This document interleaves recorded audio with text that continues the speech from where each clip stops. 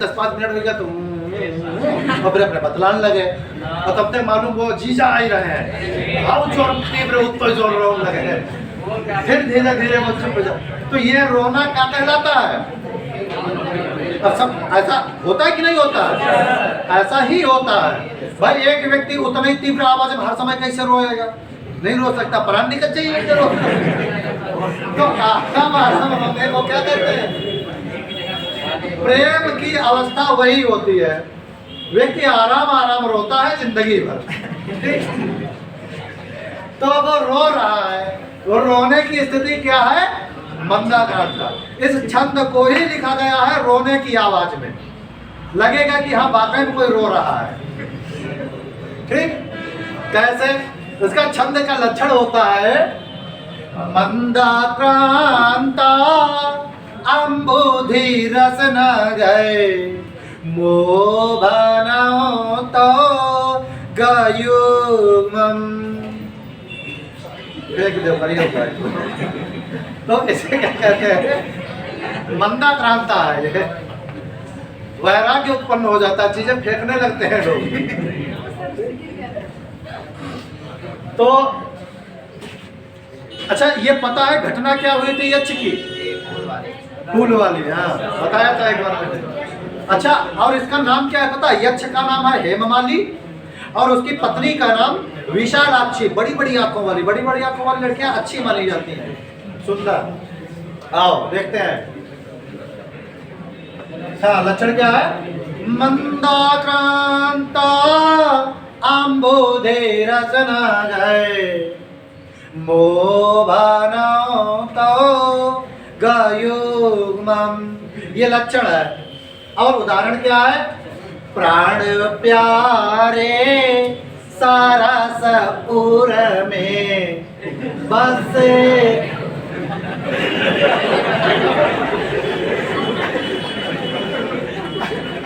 नहीं गाँव दिया हमें क्या है? ये हमने नहीं लिखा है, तुम क्या जानते हो? सरस शब्द का प्रयोग स्वाभाविक रूप से हर जगह पर हुआ है। एक हमको कभी कभी वो अच्छा लगा करता है, नाटक है दंगल पर आता है शाम को लगभग हमारे समय 6:30 बजे। बंदिनी देखा है कभी? उसमें जो वो है क्या नाम, धर्मराज, जब कोई भी अच्छी लगती है तो वो कहता है सरस छे। तो इतना हंसी आती है, हमारे घर में सब हंसा करते हैं, सरस है। ठीक, तो ये तुम हंस पड़े वहां पर, हमारा सब तुम्हें क्या पता, तुम्हारी हंसी में हमारे तो लय जब चली जाती है ना वापस आती नहीं है। जैसे व्यापे सहज कलिया केसरी गंध रेसा। आपको मैं कह दूं, गाने के लिए आप ऐसा गा नहीं पाओगे और ना ही कोई आपको ऐसे समझा पाएगा कि इसकी धुन ये होती है। निकालना बहुत कठिन होता है।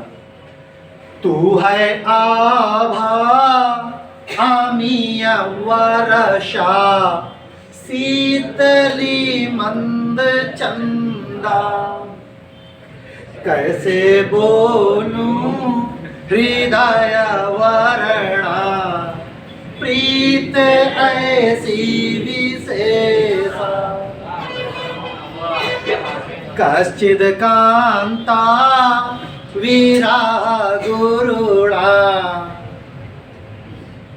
ये जो छंद है कश्चिद कांता विरह गुरुणा, यही छंद सबसे पहला है। पहला सबसे जो श्लोक लिखा गया है मेघदूत में, सबसे पहला छंद यही है कि कश्चिद कांता विरह गुरुणा स्वाधिकार प्रमत्ता सापेन त्वं गमित महिमा वर्ष भोगे न भर्तु यक्षश्चक्रे जनक तनया।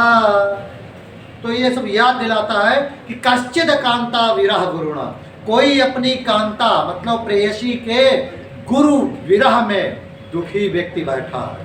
कहाँ? रामगिरी पर्वतेषु, रामगिरी पर्वत पर बैठा है। और वही रामगिरी पर्वत चित्रकूट, वही चित्रकूट उसी पंचवटी में बैठा है जहां पर भगवान श्री राम किसी समय पर अपनी पत्नी सीता के वियोग में दुखी है। वही जगह सीता का नाम आया ना, वही जगह है।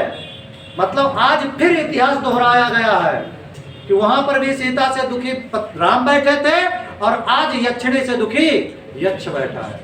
और तब राम ने पूछा था, हे खदमृग हे मधुकर सैनी, और ये कहता है धूम्र ज्योति सलिल मारुता सन्निपाता क्वा मेघा। धूम्र ज्योति सलिल मरुत, चार चीजों का सन्निपात किया। और किस चीज को बनाया? बोले मेघ। अरे मेघ, उन्होंने पेड़ पौधों से पूछा था और ये कह रहा मेघ जाओ और मेरी पत्नी के पास जाकर उससे हाल चाल ले आओ और बता दो कि मैं भी तुम्हारे लिए बहुत दुखी हूं। और मेघ जिस समय पर भेजता, मेघ को जिस समय भेजता है ये, तो कहता क्या है?